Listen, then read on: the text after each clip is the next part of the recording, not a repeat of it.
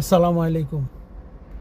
আমাদের দেশের বাঙ্গু সেকুলার, তথাকথিত বাঙ্গু সেকুলার যারা আছে, এদের কাছে রঠা পরিবার মানে রবীন্দ্রনাথ ঠাকুরের পরিবার কেন এত প্রিয় জানেন? কারণ এরাই এদের আদর্শ।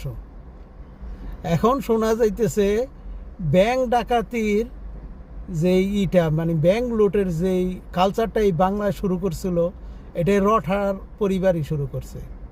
মানে এই দ্বারাকান্ত ঠাকুর নাকি নাম, এটা উচ্চারণ করতে দাঁত দুধ ভেঙে যায়, এত ভালো উচ্চারণ করতে পারি না। এই রঠার পরিবারই এটা শুরু। তারপরে এই দেশে প্রতিটা বৃত্তি মানে যেই সব অবৈধ যৌন আচার এইটার ভিত্তি এই পরিবারই করছে এই বাংলায়। এটা শিল্পর পর্যায়ে নিছে আর কি।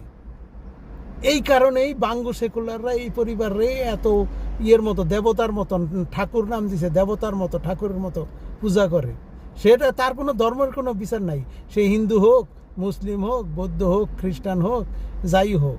কিন্তু এই বাঙ্গু সেকুলাররা এই পরিবারে একেবারে দেবতার মতো পূজা করে। কারণ এই পরিবারই এদের শিখাই গেছে কিভাবে জনগণের লুটপাট করতে হয় এবং জনগণের মধ্যে অশ্লীলতা ছড়াই দিতে হয়। ধন্যবাদ সবাইকে।